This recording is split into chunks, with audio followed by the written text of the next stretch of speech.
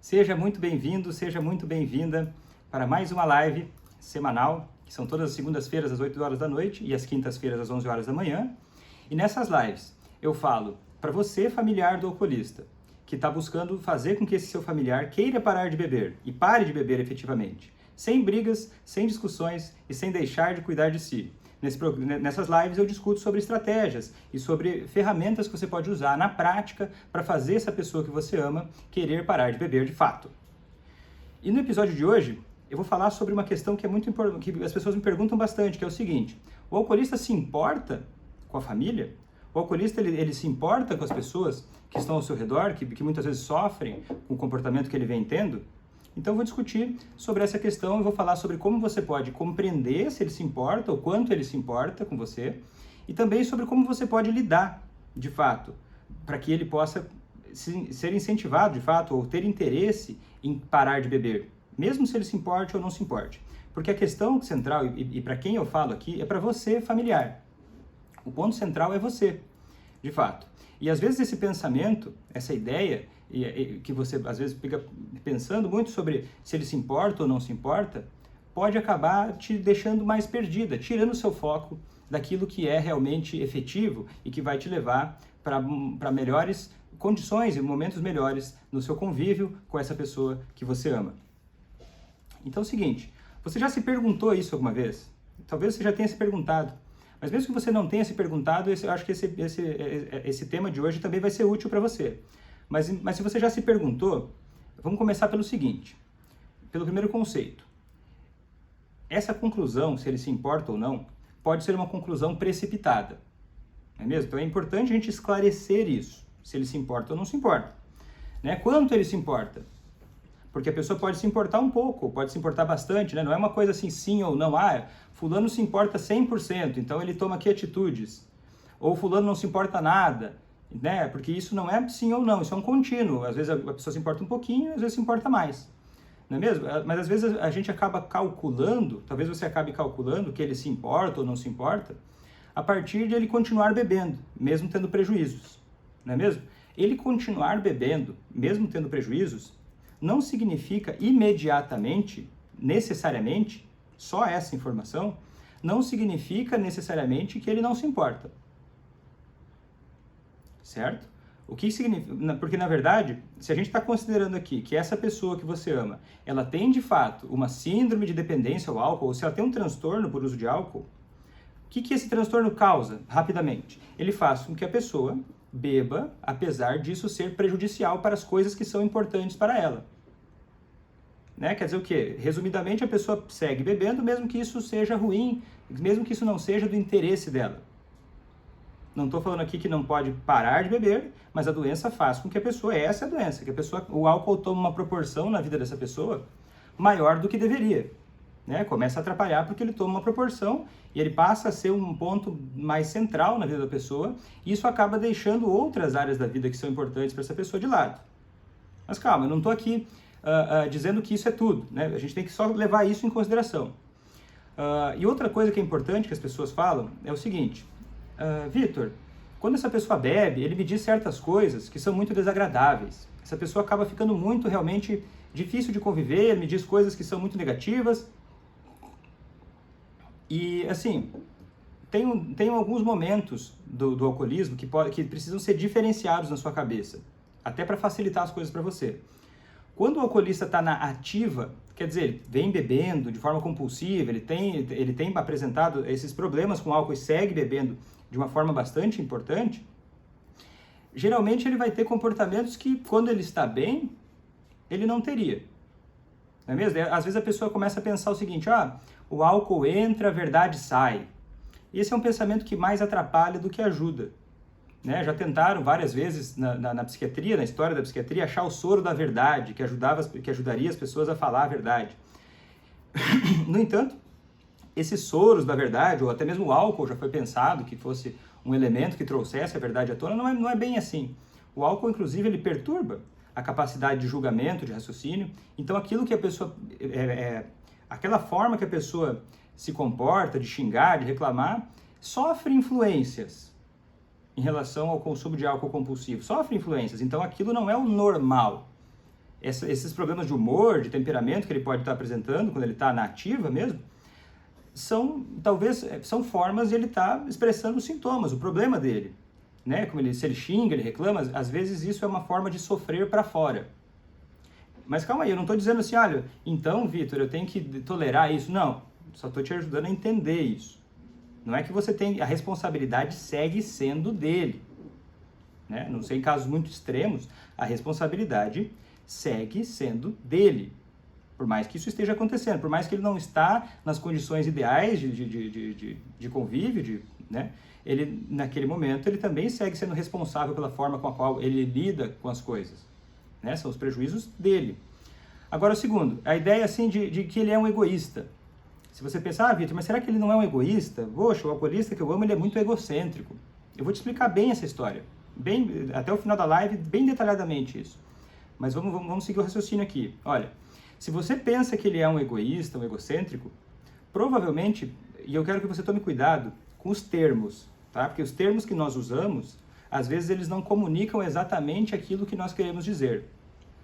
Por egoísta, você classificar a pessoa como egoísta, esse rótulo, talvez implique, eu estou presumindo aqui que talvez você pense isso, porque essa pessoa talvez não esteja cuidando de você ou das pessoas ao redor como você acredita que ela deveria estar cuidando. Não é mesmo? Só que isso pode ter muitos fatores que estão no meio, e eu vou te mostrar para a gente poder te ajudar até a diferenciar isso. O que faz uma pessoa não colaborar, não ser uma pessoa que ajuda os outros, não levar o sentimento dos outros em consideração? De novo, eu vou falar desses fatores para ficar bem completa essa explicação. Olha só, primeira coisa, uma das coisas que é importante é perceber que a falta de colaboração, ela é tóxica, ela é contagiosa. Não é mesmo? A gente tem que cuidar com isso, porque quando nós estamos convivendo com alguém, ainda mais que está se comportando de uma maneira que muitas vezes é desagradável mesmo, isso pode fazer com que nós também paremos, ou você também pare de colaborar. E posturas de falta de colaboração são contagiosas, então elas começam a alimentar uma coisa com a outra, né? Você começa a ter má vontade com essa pessoa, começa a tratar ela mal, desrespeitar ela de volta, e começa a virar começam a virar ciclos de ataques dos dois lados, né? Os dois começam a se provocar, começam a criticar, e o que acontece? Às vezes o relacionamento acaba ficando assim por conta desse ciclo. Não que não fosse um pedaço assim, mas ele pode ser alimentado. Essa falta de colaboração, esse egoísmo, pode estar influenciado por isso. Não só isso, vamos lá, mas isso pode estar em jogo também. Mas assim, primeiro, já que eu estou falando aqui para você, familiar do alcoolista, eu já quero deixar claro algumas coisas, né? Por exemplo, se ele realmente não está te ajudando nesse momento, ele não está colaborando, ele não está sendo bacana com você nesse momento, nessa época agora, ou nessa situação, ou ao longo do tempo, o que você precisa fazer? O primeiro passo de todos. Primeiro passo. Você vê que, olha, essa pessoa não está me tratando bem, eu penso que ele é um egoísta, e a relação está bem difícil. O que você tem que fazer primeiro? Se proteger.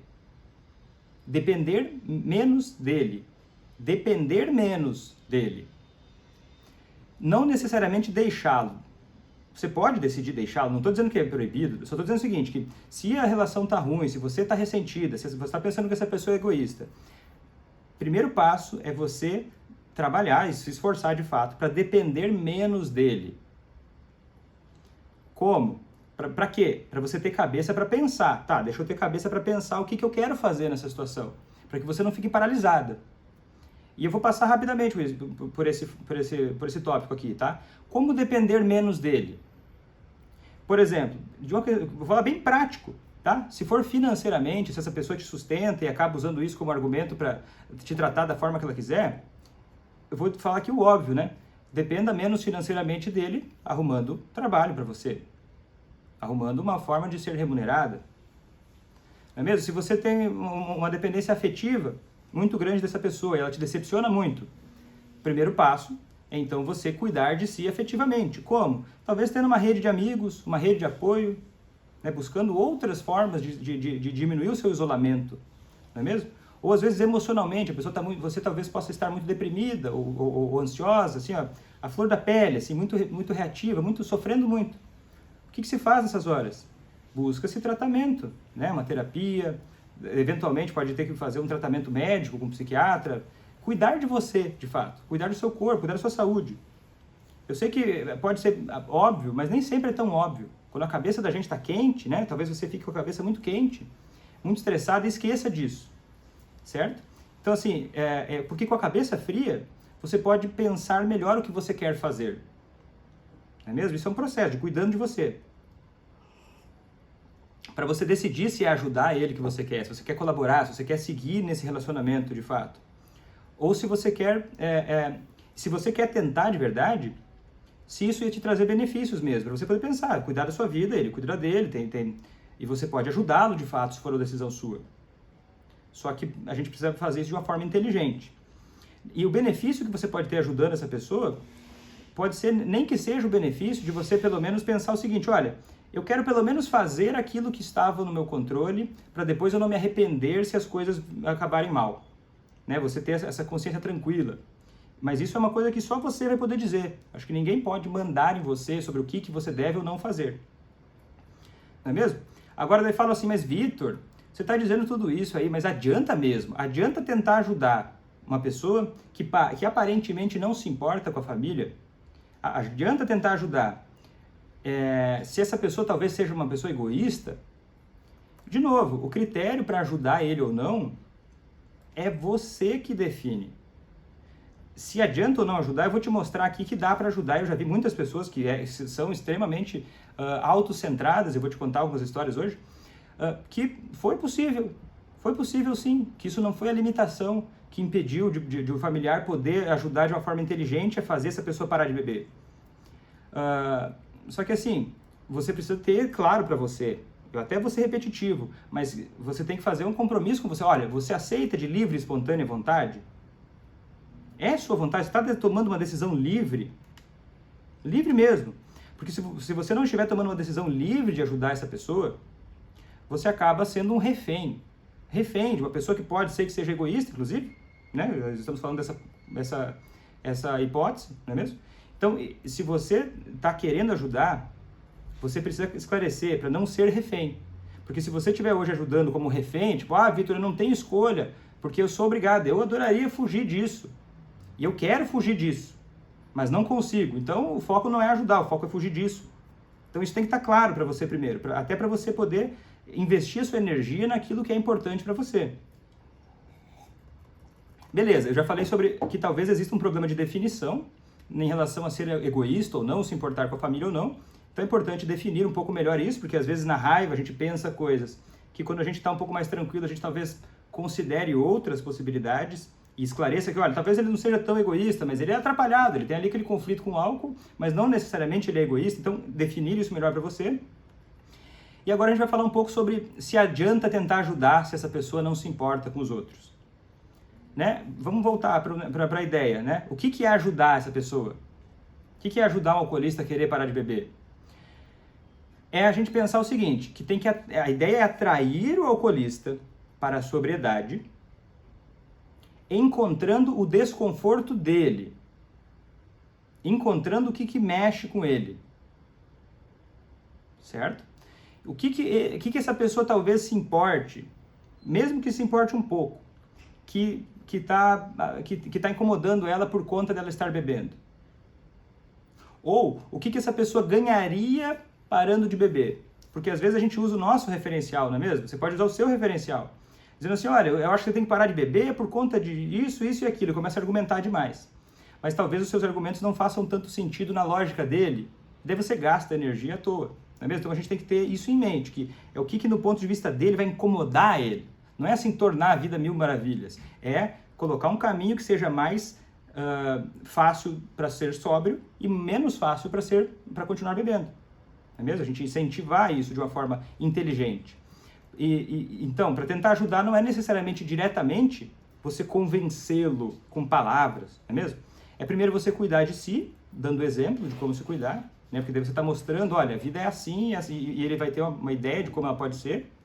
E a outra é a seguinte, compreender o que faria o outro se mexer de verdade. O que faria ele se mexer? Não só incomodar, mas incomodar de uma forma ativa, para ele não ficar paralisado, não é mesmo? Que isso que às vezes trava as coisas. A gente quer incomodar, quer fazer ele se mexer através de coisas que ele se importe de fato. E às vezes não é só a família, não é mesmo? Pode ser problemas de saúde física, pode ser o emprego, pode ser medo de morrer, E pode ser que ele tenha, claro que beber é horrível, mas ele não acredite em si. E eu vou te mostrar um pouco mais sobre isso. Mas vamos lá. Por que os alcoolistas, às vezes, não param de beber ao ver os prejuízos da família? Muita gente me pergunta, Vitor, mas poxa, os filhos já estão mal, olha só, está todo mundo sofrendo ao redor e essa pessoa não para de beber, mesmo vendo isso acontecendo constantemente. Alguns até podem parar, não é mesmo? Alguns podem parar, não estou generalizando, mas muitos não param. Por que alguns não vão parar? E eu vou te dar vários motivos do porquê que essa pessoa talvez não pare, para ajudar até a desenrolar essa história. Depende, primeiro, tá? Vamos pensar na pessoa, não necessariamente no álcool. Vamos pensar na pessoa, agora um pouco. Os valores de vida dessa pessoa, quais são? Porque, não sei se você já percebeu, mas as pessoas têm valores de vida diferentes. Alguns valorizam muito a família, outros valorizam mais o trabalho, outros valorizam mais... Enfim, não existe uma regra para todos. Tem valores de vida que podem ser diferentes. Quais são as expectativas dessa pessoa? E é importante você observar, você conhecer essa pessoa de verdade. Quais são as expectativas dessa pessoa em relação ao papel dela no mundo? Porque se ela não é uma pessoa responsável ou preocupada com o trabalho, por exemplo, você argumentar sobre trabalho não vai tocar nela, não vai incomodar, não vai trazer esse desconforto ativo que a gente quer. Agora, de novo, eu vou repetir mais uma vez, mas o álcool, realmente, ele pode, quando a pessoa está nativa, está no uso compulsivo, ele pode distorcer um pouco os valores de vida dessa pessoa. Então a gente tem que considerar os valores de vida dela em momentos de mais sobriedade. Às vezes pensando na história dela, como é que essa pessoa era antes de ficar tão mal em relação ao álcool. Porque o álcool vai tomando espaço e não é necessariamente algo pessoal. Por exemplo, o alcoolista passa o dia no bar, né? Está bebendo quase todo dia, está bebendo todo final de semana pesado, e daí não fica com a família. Ele fazer isso, às vezes, tá? Pode ser uma coisa mais simples do que a ruminação que fica na cabeça. Uma coisa simples. Difícil, às vezes, de engolir, mas pode ser simples. Do tipo assim, ele passar o dia no bar por ele não perceber a vantagem de fazer outra coisa. Né? Não perceber a vantagem, por alguma razão, não perceber vantagem de estar em casa, naquele momento, naquela circunstância. Por conta, às vezes, de estar bebendo muito frequentemente. E eu sei que isso pode ser muito frustrante. Frustrante de verdade, eu sei que isso pode ser muito frustrante. Porque você quer muitas coisas dessa pessoa. E quando a gente fica muito frustrado, né, quando você talvez fique muito frustrada, você pode começar a ter pensamentos improdutivos, do tipo, acusações muito duras, né? A gente às vezes começa a procurar focar só o problema, olhar só no que é ruim, né? Desconsiderar outras coisas que podem ser menos do que péssimas. E a dor, às vezes, pode trazer uma atitude de focar muito no problema e não na solução. O problema só serve, tá? O problema só serve, na minha opinião, entender o problema deve ser uma coisa instrumental, que te dá condições de resolver ele. Senão é simplesmente um martírio, né? Você ficar ruminando, é isso, é aquilo, não é? Tá, a gente precisa de uma solução, isso aqui tá doendo, vamos resolver isso aqui, vamos trazer uma vida melhor, vamos viver melhor. Então a gente precisa entender o problema na medida em que ele traga soluções, não é mesmo? E beleza, se o alcoolista se importa, vamos pensar aqui num contexto, se o alcoolista se importa, vamos imaginar que o alcoolista se importe com a família, e ele até acha que ele deve cuidar mais de você, que dentro dele tem esse interesse em cuidar mais de você. Podem existir alguns complicadores que podem estar obstruindo essa vontade dele de te ajudar e de colaborar com você. Um deles, tá? Pensando aqui, sendo otimista, né? E eu acho que a maioria se enquadraria nisso, tá? A maioria se enquadraria nisso, é que existe como é que eu vou explicar isso bem? Quando a pessoa, às vezes quando a gente acusa essa pessoa, né, a forma normal, às vezes, de a gente falar, de você falar com o alcoolista, por exemplo, se você é muito acostumada a chegar com a solução para ele, a argumentar, a dizer o que ele tem que fazer, a mandar ele fazer coisas. Né? Tipo, para de beber porque você não vê que o álcool está fazendo mal para a sua saúde. Isso ser dito muito diretamente cria um processo chamado de reatância psicológica. O que é essa reatância? É um instinto de liberdade que nós temos, que o ser humano tem, que faz com que a pessoa comece a tentar se defender quando ela acha que a liberdade dela está sendo ameaçada. E quando a pessoa fica muito focada em querer defender a liberdade dela, deveria defender que ela tenha poder de decisão sobre a própria vida, fica difícil para ela pensar mais claramente. Por isso que eu falo muitas vezes para você não ficar assim, ó, pegando no pé dele, porque isso te desgasta e isso tira, isso diminui as condições dele para pensar no problema claramente e ele se deparar com o problema de frente. Percebe? Eu não estou dizendo que, Vitor, vou deixar o álcool correr solto. Não é esse o raciocínio. Mas quando você comanda ele, ordena ele, argumenta muito como se fosse o interesse príncipe. E eu sei que às vezes o interesse é mais seu, mas quando você coloca isso na mesa, assim, ó, quero demais que você faça isso.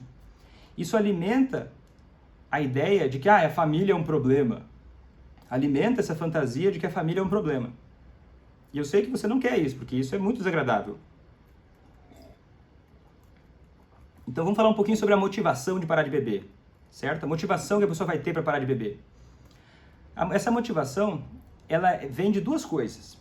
A primeira delas é a dor relacionada ao comportamento, não é só dor. Vitor, mas essa pessoa que eu amo, ela sofre muito. Calma, não é só o sofrimento. É um sofrimento que esteja ligado com o comportamento de beber na cabeça dessa pessoa. Associar, por exemplo, a pessoa que se importa com a família, ela teria que associar que, olha, a família sofre por consequência do meu consumo de álcool. Isso é um começo. Eu não sei se você já assistiu, tem um filme, tá, daquele lutador, o José Aldo. Eu acho que o nome do filme é Mais Forte que o Mundo. Nesse filme, o pai do José Aldo, eu não sei até que ponto é real, mas no filme, na história do filme, acontece o seguinte: o pai desse lutador, José Aldo, ele bebe demais, ele é um alcoolista. E ele, assim, passa por situações muito dramáticas. E até tem agressão em relação à mãe do José Aldo. E no filme mostra muito esse sofrimento grave que a família estava passando por conta desse consumo abusivo e problemático de álcool do pai do José Aldo. E no filme mostra, assim, que a frustração da família e teve um momento que o pai do José Aldo deu dinheiro para que o José Aldo fosse para São Paulo tentar a vida como lutador, para que o filho dele saísse daquela realidade. O que isso mostra para a gente? Que pelo menos naquele momento, em algum grau, de fato, o pai percebia que estava sendo ruim aquilo que estava acontecendo e queria que o filho não vivenciasse aquelas coisas. Que para mim isso é um sinal de importância. Olha, isso importa que o filho está sofrendo. Mas ao mesmo tempo, isso não foi o suficiente no filme para ele parar de beber. Não foi suficiente se importar com o filho. Ele foi lá, filho, toma esse dinheiro aqui, são as minhas economias e sai daqui, porque você merece mais do que isso. É um ato de amor, não é mesmo? Mas não foi o suficiente para ele querer parar de beber. Porque não é só a dor relacionada ao comportamento de beber que faz a pessoa parar de beber. Porque essa dor pode ser paralisante. A pessoa pode não achar, porque falta um elemento. O outro elemento é o quê? A pessoa acreditar que ela é capaz, que a vida vai ser melhor, eu consigo fazer isso, consigo parar de beber, eu consigo passar por esses desconfortos, que é o caminho do começo da sobriedade, e que a pessoa acha que merece melhorar. Ela tem que achar que é capaz, ela tem que achar que merece melhorar. E o que acontece? Parar de beber não é um passeio no parque.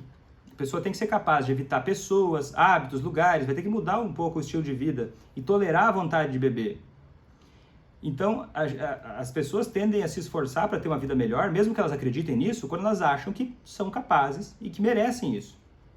E daí, qual que é o complicador disso? O sofrimento da família, quando ele é percebido como uma crítica, e isso é uma percepção, isso não é uma realidade, isso é uma percepção. Se o alcoolista percebe que o sofrimento da família é como se fosse uma crítica moral à pessoa dele, isso pode causar algumas complicações. E quando é que isso acontece? Quando a família acaba desavisadamente colocando as palavras ou comunicando os problemas de uma forma muito pejorativa.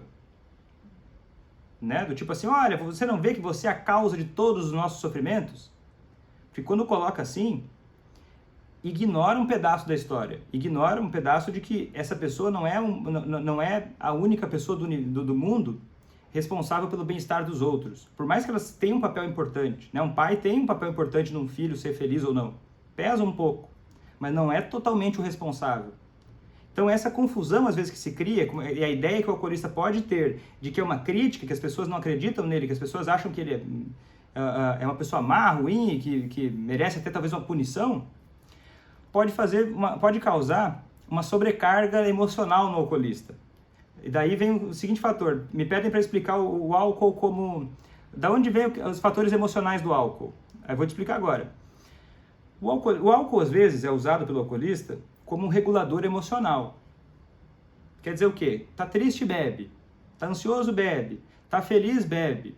Então é uma forma de regular as emoções, não é mesmo? Outras pessoas fazem isso com doces, outros com exercício, outros com as mais variadas coisas, não é mesmo? Então, se o alcoolista ele começa a beber muito constantemente, o álcool vai ser uma ferramenta mais usada para que ele lide com as emoções. Então, quando ele começa a ser sobrecarregado com essa ideia, de novo, essa percepção dele de que ele é uma pessoa péssima, ele pode se importar com a família e não acreditar que é capaz. E daí fica aquela coisa assim, meu Deus, eu até gostaria de ser diferente, mas a carne é fraca. E ele pode começar a ter uma imagem muito negativa dele próprio e achar que não é, que não é capaz, que não merece uma vida melhor. Isso pode deixar ele paralisado. E o que isso causa? Quando a gente está com muito estresse, o nosso organismo libera adrenalina e cortisol, que diminuem a capacidade de pensar e resolver os problemas. E daí vai causar duas reações que incomodam muito você, que eu sei. Que é o quê?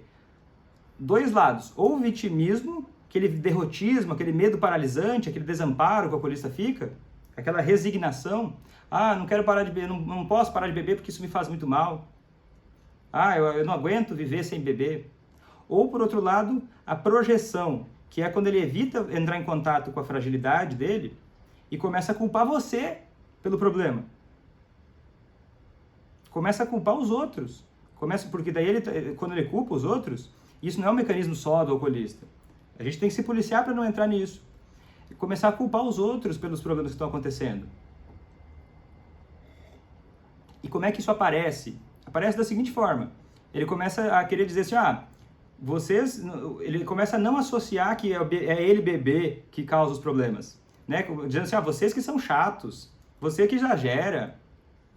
E o que alimenta esses pensamentos dele, de projetar, de culpar os outros? Que a família, sem perceber, ela fala, você tem que parar de beber, é o álcool que incomoda, beleza, diz isso. Mas ao mesmo tempo a família também resolve todos os problemas que ele causou por estar bebendo. Não pode ver ele dormindo no sofá, que vai lá e dá banho nele e coloca ele no quarto. Porque daí vai resolvendo as coisas, fica uma incoerência nas mensagens. E daí enfraquece o teu argumento. E outra coisa é a incoerência em relação a quanto o álcool é importante na vida. Porque você que está aqui querendo que alguém que você pare de beber, é importante. Pode ser até fundamental na sua situação. Que você não vá beber com o alcoolista, né? A pessoa pensa, não, mas eu vou beber com ele um pouquinho, vou controlar. Passa uma mensagem muito contraditória e alimenta esse tipo de ideia de culpar os outros pelos problemas que estão acontecendo na vida dele. Porque o alcoolista acaba culpando os outros porque ele acaba como uma forma de proteger ele próprio de coisas que poderiam diminuir a autoestima dele, né? De sentimentos que ele não quer sentir, ou que ele não está tolerando sentir, do tipo vergonha, culpa, ou medo de lidar com a verdade do problema dele, ou aquela ideia de, eu não quero ser controlado. E essa sujeira mental, essa sujeira toda vai ficando na frente por conta dessa confusão que se cria com essa incoerência de como vai falar com ele, né? De um lado reclamar, do outro lado resolver tudo. Não é mesmo? E o que ele quer dizer por trás disso? Ele está querendo dizer assim, eu não aguento mais. A ideia, né? Não é que isso é verdade, mas é uma ideia que pode ficar na cabeça dele. Ou, eu não quero lidar com a ideia de ter que parar de beber agora. Isso fica por trás de ele culpar você pelos problemas. Isso quer dizer que você tem que tolerar a bebida? Não quer dizer. Eu só estou dizendo o seguinte, que o foco aqui é na solução, é entender o obstáculo e superar esse obstáculo para ele não ser mais uma pedra no seu caminho. Então, por um lado, não criticar, ok? Não criticar, mas não é fingir que não está acontecendo nada. É para ser estratégico, é para ele entrar em contato com o problema que ele tem. Mas também não facilitar a vida dele com álcool. Não é mesmo? Não facilitar. Se ele bebe e perde as chaves, deixa ele procurar as chaves de casa. Coisas desse tipo. Vai ter outros vídeos que eu explico mais sobre isso. E incentivar comportamentos sóbrios, né? Pensar em formas de como se conectar com o lado bom dele, com o lado mais saudável. Que pode estar menor nesse momento, mas é interessante você estar atenta ao lado saudável que existe para alimentar o lado saudável. Não é mesmo? Vitor, mas você está falando tudo isso aí, mas a pessoa que eu amo, ela realmente não se importa com a família. Ela realmente não se importa com a família. Ela já deu várias demonstrações de que ele não se importa mesmo. Eu tinha um paciente, tá? Alguns anos atrás, que ele internou e ele não se importava com a família. Ou pelo menos parecia que não se importava, porque fazia 15 ou 20 anos que ele vinha bebendo pesado. Ignorava os filhos, ignorava a esposa, não escutava ninguém. Quando eu comecei a atender ele numa internação, ele me odiava. A primeira conversa que eu tive com ele foi ele me dizendo o quanto ele odiava os médicos e a minha pessoa em particular. Me odiava muito. Não estava nem aí. Só que o que acontece? Aquele caso em particular, que eu estou contando para vocês, e vários outros são bem semelhantes, quando a pessoa está muito mal, quando ela está muito no consumo compulsivo há muito tempo, ela pode ter uma personalidade modificada por esse consumo compulsivo, mas depois que ela se desintoxica, depois de algumas semanas, a pessoa muda. Esse caso em particular que eu estou te contando, depois de umas 2, 3 semanas, ele recebeu vitaminas, desintoxicou, era um caso bem grave. Mudou completamente, era uma outra pessoa completamente. Mal se lembrava disso. Então, beleza, tem essa parte, ok, mas não é só isso. Tem outros que simplesmente, que não é o álcool, que o problema não é o consumo compulsivo. Eles podem simplesmente não se responsabilizar pelo sofrimento da família. Tem gente que não se responsabiliza de fato. Olha a família sofrendo e realmente não se responsabiliza. Ou por achar que o problema não é ele, né? O problema não é dele, né? Às vezes um homem, por papéis familiares, assim, transgeracionais, pode ter a ideia de que, eu sou a pessoa que trabalha e eu tenho que trazer dinheiro para casa. Enquanto eu estiver trazendo dinheiro para casa, os problemas de casa não são meus. Eu tenho o direito de beber já que eu trabalho. A pessoa pode ter essa crença, pode ter essa ideia na cabeça dela, essa mentalidade de qual é o papel dela nas relações familiares. E perceba que isso se alimenta quando se resolve tudo para ele. Porque ele está dizendo assim, olha, a única coisa que eu preciso fazer é trabalhar e trazer dinheiro para casa. Eu posso beber à vontade, o problema é de vocês. Se vocês estão sofrendo, vocês que se virem. Ele pode se abster disso. E acabar, de fato, vivendo assim. Só que você talvez possa entrar nesse jogo sem perceber. Então é bom ficar atento a isso. Né? Entender qual que é o papel que se coloca para essas relações que você está vivendo com essa pessoa. E tem pessoas que realmente não é nem questão de aprendizado, não é nem questão de cultural, não é nem uma questão de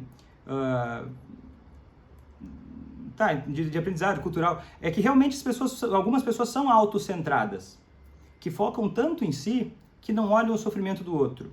Que não olham, que não observam, que não entram em contato com o sofrimento de outra pessoa, que só entram em contato com os próprios sentimentos, que como se tivesse uma casca, uma barreira. E daí a gente talvez possa chamar isso de narcisismo. É mesmo? Narcisismo. Não sei se você já ouviu falar de narcisismo. Narcisismo é um termo médico que a gente usa para classificar um tipo de personalidade de pessoas que não é uma coisa tão simples, mas eu vou tentar simplificar aqui para vocês, mas de pessoas que são muito autocentradas, que pensam muito em si e não têm tanta sensibilidade necessariamente às necessidades dos outros. Grosseiramente falando. Aquela pessoa que parece que se acha, que por fora parece que essa pessoa se acha o centro do universo, mas que por dentro não é bem assim. Né? Que isso às vezes é uma forma de compensar uma sensação de desvalia. Autocentrado seria um termo bonito para chamar alguém chamar de egoísmo? Eu não sei, sabe? Porque esses termos são tão complicados, tipo, egoísmo é uma coisa tão complexa, que eu acho que autocentrado é um pouco mais... que explica o que eu quero dizer, né? Autocentrado quer dizer que ele pensa muito em si e menos nos outros. É só isso que eu quero dizer. Eu não estou determinando aqui se a pessoa... Egoísmo, às vezes, fica parecendo que a pessoa é má, né? Soa. Então, não tenho certeza se é uma forma mais polida. É complexo isso, né? Quando a gente pensa nisso também é complexo. Mas tá. Sobre narcisismo, eu vou te contar uma história também. Tinha um paciente, quando eu trabalhava, alguns anos atrás, no ambulatório, que ele era alcoolista. Ele tinha passado também muitos e muitos anos bebendo. E ele tinha 3 esposas, 3 namoradas. Ele tinha 3 namoradas. Tinha lá quase 60 anos e tinha 3 namoradas. E era um problema muito sério, né? Ele tinha 3 namoradas, tinha um problema com álcool sério, teve um problema cardíaco, e daí, a partir desse problema cardíaco, ele decidiu parar de beber pela primeira vez na vida. E quando ele decidiu parar de beber, ele parou. A última vez que eu fiquei sabendo dele, já fazia quase um ano e ele estava abstinente, determinado, se tratando. E o que acontecia? Uma vez eu entrevistei uma dessas mulheres dele. Ela me contou o seguinte, que todas as sextas-feiras, durante 9 anos de relacionamento que ele tinha com essa mulher, era uma das mulheres, 9 anos que ele estava com ela, quase todas as sextas-feiras, ele saía dizendo que ia comprar carne e voltava embriagado. E ela me disse o seguinte, Vitor, por que é que ele fala, por que ele mente para mim todas as vezes? Ele fala que vai comprar carne e eu fico esperando ele voltar com a carne, ele volta sem carne e volta embriagado.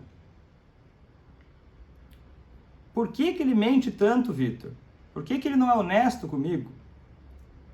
E daí eu devolvi a pergunta da seguinte forma, falei assim, olha, eu entendo você acreditar nisso da primeira vez. Eu entendo você acreditar isso talvez até na quinta vez. Mas faz 9 anos a mesma história? Será que o mais importante é entender por que ele está mentindo? Ou por que você segue acreditando? Foi realmente assim. Foi realmente assim. E sabe o que aconteceu? E eu não estou dizendo que você tem que fazer isso. Mas estou contando essa história para te ajudar a entender o que é o narcisismo. Essa pessoa, essa esposa dele, pela primeira vez na vida, pensou nisso, incrivelmente. Incrivelmente, foi a primeira vez que ela pensou nisso. Como é que eu sei que foi a primeira vez que ela pensou nisso? Porque depois de 9 anos, ela separou dele. Porque realmente naquela circunstância não era vantajoso. E ele simplesmente não deu a mínima para ela ter separado dele. Ele não se importava, ele inclusive tinha outras 2 esposas. Né? E essa mulher sofria muito. Por quê? Essa pessoa que eu estou te contando era um narcisista, muito grave. Não tinha empatia com essas mulheres. Só que essa mulher que estava com ele, eu não quero aqui colocar a ideia de que ela era uma vítima totalmente. Até porque eu acho que não é útil a gente se classificar, nós ou você, como vítima total. Porque é o seguinte, existe um certo ganho secundário da pessoa que vive com o alcoolista. Ele pensava só nele, só no bem-estar dele, só no que ele queria. E ela também ficava pensando só nele. Percebe? Ela estava preocupada com por que ele mentia. Ela não pensava no que ela queria para a vida dela. Ou em como ela iria reagir ao que ele vinha fazendo. Porque existia também um ganho secundário. Ele era uma pessoa muito gentil no convívio. Era uma pessoa muito comunicativa, muito sedutora, assim, uma pessoa muito agradável de se conviver. Então o que acontece? Ela tinha um ganho secundário por baixo do pano. Ela se sentia, as carências dela, enfim, as coisas dela, ela tinha também interesse em manter aquela relação.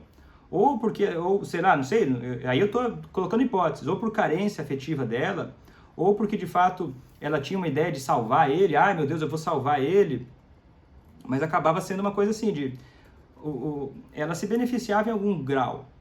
Ela também não estava se responsabilizando pelo que estava acontecendo com ela. E ficava presa naquilo.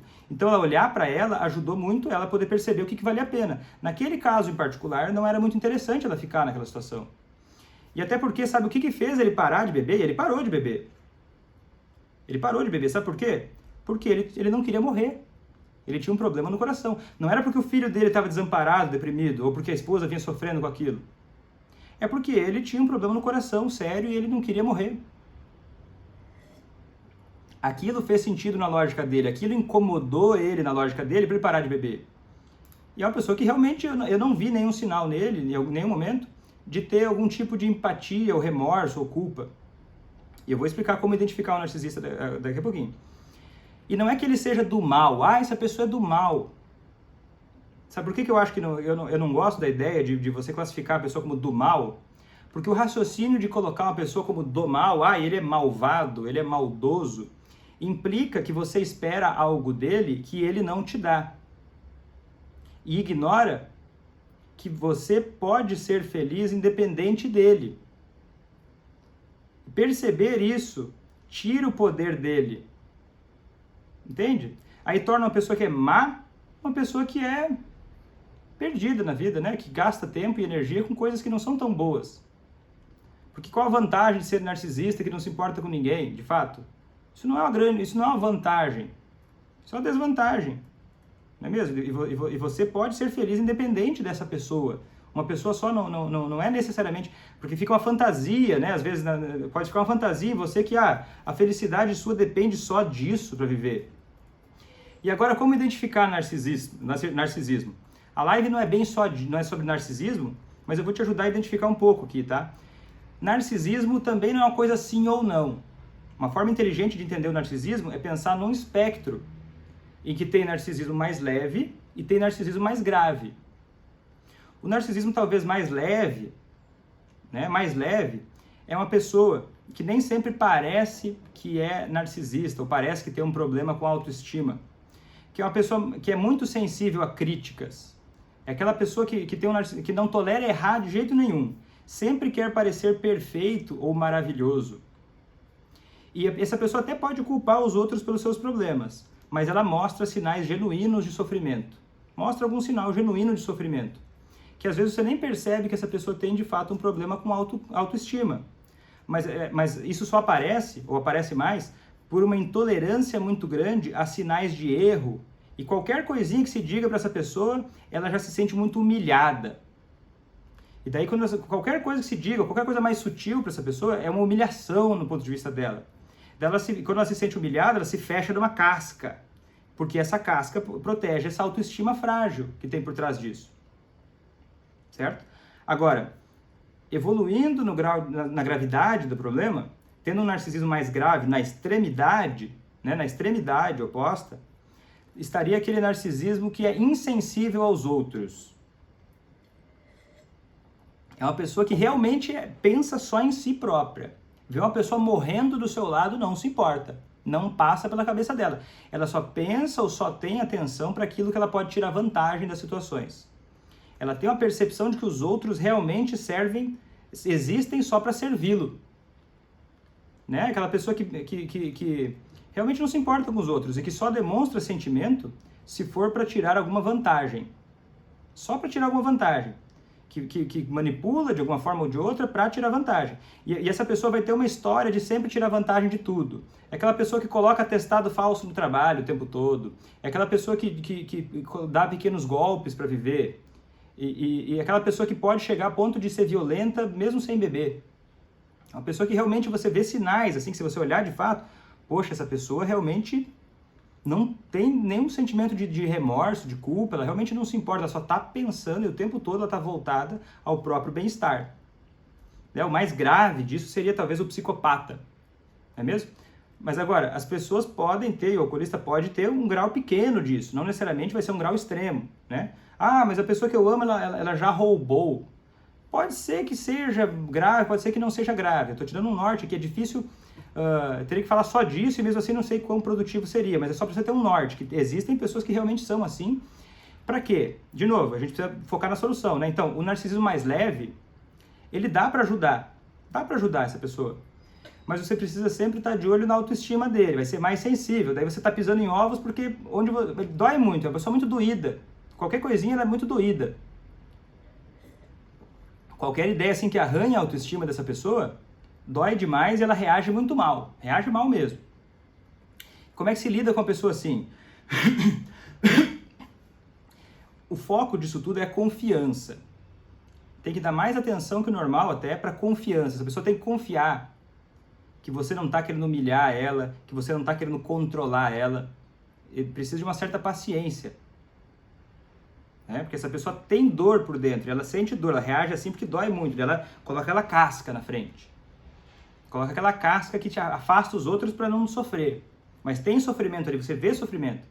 E você tendo paciência para conquistar essa confiança emocional nessa pessoa vai te ajudar muito. Agora, aquele que é muito grave, a saída é você se proteger. Proteger, cuidado. Não acreditar no que essa pessoa fala. Não acreditar no que ela mostra. Assim, eu quero muito parar de beber isso e aquilo. E ela em vários setores você vê que ela fala, mas não faz. Você precisa acreditar mais no que a pessoa faz do que o que ela fala. Porque essa pessoa vai ter tendência a manipular, sem remorso e sem culpa. Vitor, mas como me proteger das manipulações? Como eu vou me proteger das manipulações de uma pessoa que não se importa realmente com a família? Que esse não é o foco dessa pessoa. Vou falar disso agora. Primeiro, se você percebe que essa pessoa bebe, às vezes para te provocar, bebe para te maltratar, e você vê que tem um tom, assim, de sadismo, de querer, de crueldade, em algum grau, você precisa se blindar, não depender tanto das decisões dele para viver. E a mentalidade é a seguinte, olha, eu fico triste de ver o que está acontecendo porque eu gosto de você. Claro, você vai comunicar isso assim, mas a ideia é, mas eu não serei destruído se você se der mal. Porque às vezes esse narcisista, ele tem a ideia assim de que tem uma fantasia de destruir as pessoas que não fazem o que ele quer. Então quando você mostra assim de alguma forma sutil, uma pessoa que pode ser perigosa até, que você não vai ser destruído, que a sua vida não fica totalmente na mão dele, isso é um bom começo. Mas como se proteger das manipulações, tá? Mas só uma coisa para eu saber, eu acabei não falando isso ainda. Você que está assistindo a live, me ajuda a ver se você faz tempo que me acompanha ou está me acompanhando agora. Escreve aí nos comentários. Hashtag novato ou novata, se essa é a primeira live, ou se você está começando a me acompanhar agora. Ou hashtag veterano ou veterana, para eu saber se você já me acompanha há mais tempo. Escreve aí nos comentários para eu saber. Como se proteger das manipulações? Manipulações são formas indiretas, subliminares de conseguir vantagens ou benefícios imaginados. Como é que você vai se proteger? Vai perceber que as manipulações elas só têm poder quando elas encontram o seu ponto fraco. Quando elas encontram alguma coisa em você que dá margem para isso acontecer. E através de sentimentos em geral. A pessoa vai te lubridiando, te trazendo coisas subliminares, indiretas, que vão te levando a situações que você não aceitaria normalmente. Através de sentimentos como medo, culpa, vergonha, raiva, são os principais. Então, assim, reconheça o seu ponto fraco, aonde é que você acaba sendo vulnerável a isso, e acredite, aceite que você pode ser manipulada. Você não é, que a pessoa às vezes é habilidosa mesmo. Mas assim, não aceitar a culpa da manipulação, mas aceitar a responsabilidade pela sua reação. Ficar sempre de olho, se proteger de fato. Por exemplo, ele pode te criticar muito, fazer você se sentir encurralada de fato, né? Aquela sensação de estar encurralada, que poxa, eu vou ter que ceder, vou ter que tolerar aquilo que ele quer, porque senão vai ser ruim para mim. É um terrorismo isso, né? Porque a pessoa te encurrala. Não negocie com um terrorista. Como é que você vai não negociar com um terrorista? Se ele ameaçar suicídio, por exemplo, às vezes acontece, isso você não pode ser levado na brincadeira. É sério, leva a sério. Como é que se lida com o suicídio? Buscar tratamento profissional imediatamente. Imediatamente, não vai lidar com isso sozinha. Agora, se ele ameaçar te agredir, leva a sério também. Busca se proteger acima de tudo.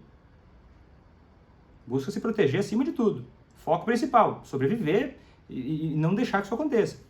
Não ficar na mão dele. E nem sempre as manipulações são tão diretas assim. Às vezes elas são mútuas. Pode ser que você acabe entrando em jogos de manipulação, que você acabe entrando numa coisa sutil, que não necessariamente foi criada por ele. Por exemplo, a ideia de que é melhor ele beber em casa do que na rua. Eu vou deixar ele beber em casa porque é melhor que na rua. Cria toda uma confusão aqui, né? Se você puder, nem sempre é possível, mas se você puder proibir beber em casa, faça isso. Porque assim, a ideia de quem tem que proteger ele das consequências ruins de viver na rua e se dar mal, é ele. A responsabilidade é dele. Então não passa a ideia de que você está facilitando a vida dele com álcool. Ou aquele outro pensamento assim, tenho medo de que ele fique sem dinheiro, nossa, coitadinho, eu já vi várias mães dizendo isso, né? Poxa, agora eu vou ter que controlar mais o dinheiro dele. Isso é uma forma sutil de manipulação também, porque você acaba fazendo as coisas ao contrário do que te interessa, não é mesmo? Então você tem que sim controlar o dinheiro do seu filho, se for o caso. Só que quando você faz isso, você está mostrando, quando você controla o dinheiro dele, você está mostrando que você acredita na capacidade dele de se gerenciar. E você está colocando a responsabilidade onde ela é verdadeira, né? Se ele está sem dinheiro, ficar sem dinheiro pode ser o desconforto que vai fazer com que ele queira mudar. Não é mesmo? E os manipuladores, eles só seguem fazendo isso porque dá certo, gente. Dá certo. Quem manipula muito vai ficando habilidoso nisso. Mesmo que não funcione com você, mas em algum lugar está funcionando. E ele vai funcionando, ele vai se aprimorando. Se ele manipula muito recorrentemente, aquilo vai se desenvolvendo. Essa habilidade de manipular vai melhorando a cada vez. Vai melhorando a cada vez e ele vai ficando muito habilidoso. Por isso que você tem que ficar atento em você. E você, olha, ele se importa ou não se importa com a família? Tá, talvez se importe, talvez não, mas primeiro deixa eu ver o que eu tô fazendo. Essa pessoa pode ser habilidosa, mas você não é, também não alimenta a fantasia de que você é uma coitadinha. Não faça isso. Porque assim, às vezes, não pode perder de vista que ele é responsável pelo comportamento dele. E na medida que ele não for responsável, olha só, na medida em que ele não for responsável, Vitor, mas o alcoolista aqui em casa, ele tá muito mal, ele tá terrível, ele não dá pra ver que ele não tá tomando decisões minimamente razoáveis, ele tá muito mal. Então, na medida em que tá tão grave a situação assim, aí essa pessoa não pode decidir mais nada, presta atenção nisso. Se tá mal, ele não pode decidir nada. São situações graves, assim, que tem que fazer uma internação involuntária, que tem que interditar judicialmente, são situações gravíssimas. Aí é bom você colocar preto ou branco. Ou ele pode decidir ou ele não pode. E se ele pode decidir, ele é responsável pelo que ele está fazendo. Ele tem que ser responsabilizado. Daí você tem que ser malandra, tá? Você tem que ser malandra. Malandragem. Vou ensinar uma malandragem para você agora. Às vezes você cai, com todo respeito, e eu já caí em coisas assim, todo mundo já deve ter caído em algum momento. Mas a gente cai, você pode talvez cair igual um pato, em algumas armadilhas que ele coloca para você. Mesmo que ele faça isso sem perceber, mesmo que ele não faça isso conscientemente. Mas as manipulações podem ser inconscientes também. Pode manipular porque vai dando certo, ele nem pensa em te enganar, mas ele faz aquilo só porque ele quer beber. Agora, não caia na armadilha de perder o controle emocional.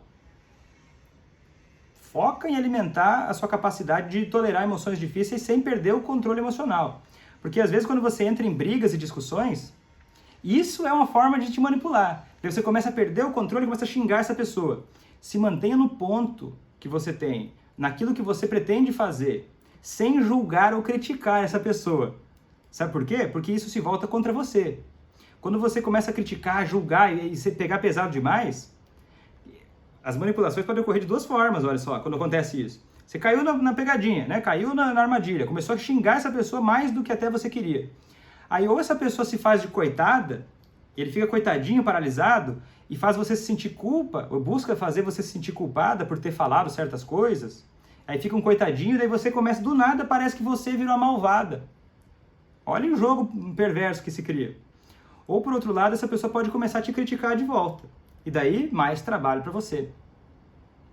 Não é mesmo? Então, o seu foco tem que estar no que você precisa, no que você quer incentivar, na solução do problema.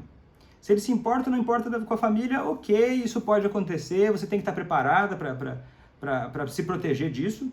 E mesmo assim, é possível criar interesse para ele querer parar de beber. Porque perceba que as relações vão se alimentando, né? As coisas que você faz, muitas vezes, também são mais fortes do que as coisas que você fala. Né? Porque a gente tem que observar mais o que nós e o que os outros fazem. Eu escuto muito mais o que as pessoas fazem do que o que as pessoas falam. Vitor, eu quero ajudar o alcoolista, mas vai lá e não faz nada. Ou ele fala, eu quero muito parar de beber, mas tem sempre um mas. E às vezes esse mas, você vê que não é coerente. Você vê que não tem ali uma atitude que mostre que essa pessoa está interessada em parar de beber. E se você quer ver essa atitude acontecendo de verdade, você precisa entender bem como você está entrando nesse jogo. Esse jogo subliminar de coisas que vão acontecendo. Esse jogo de interesses que vai se criando. Para você não é... Quando eu falo não criticar, não é você ignorar. Vitor, agora eu finjo que está tudo normal. Não é isso. Isso é um bom começo, tá? Um bom começo. Melhor que talvez ficar brigando o tempo todo, mas precisa avançar. Precisa chegar no ponto que incomoda ele de estar como está. Mas um incômodo que seja voltado à ação, não um incômodo paralisante. E é importante você também estar atenta para você não vivenciar esse incômodo paralisante. Um incômodo que faça você ficar ali só voltada para o problema. Vitor, ele se importa ou ele não se importa? Calma, respira. Você quer ajudar? Se ele se importa ou não se importa, isso não vai fazer diferença. Você pode conseguir fazer essa pessoa se incomodar a ponto de querer parar de beber, independente disso. O que você vai precisar é ser malandra, ser inteligente, ser habilidosa para provocar a coisa certa. Provocar aquilo que vai levar as coisas para o seu benefício. E você vai perceber que conforme você vai fazendo isso, vai ficando mais fácil para você também, porque você também vai desenvolvendo habilidades, não de manipular, porque o que eu estou dizendo aqui não é manipular de um jeito perverso. É uma coisa muito preto no branco, é uma coisa muito coerente, é uma coisa muito direta e que te protege ao mesmo tempo. Certo? Então, espero que tenha sido interessante essa live. Comentem aí o que vocês acharam da live, se foi boa, se não foi boa, se esclareceu, se não esclareceu. Ou se vocês acham que o alcoolista que vocês amam se importa ou não se importa com a família. Ou até me contem aqui embaixo o que você aprendeu na live de hoje, me deixa saber o que foi interessante, o que não foi, o que você quer saber, se tiver alguma dúvida mais, que eu vou ler esses comentários depois. Se você está vendo isso aqui no YouTube, clica em curtir aqui, clica em compartilhar, ou compartilha com alguém que você acha que pode se beneficiar dessas informações. Se inscreve no meu canal também do YouTube, que as lives eu acabo deixando elas lá também depois que elas terminam. Me segue também no Facebook, no Instagram, a plataforma que você achar mais interessante. Tá? O pessoal do Instagram me manda sugestões no direct, se quiser, ou dúvidas, sugestões para mais materiais. E a gente vai se ver na segunda-feira, às 8 horas da noite, vai ter mais uma live. E eu vou ficando por aqui. Uma excelente final de semana para vocês e até a próxima. Tchau!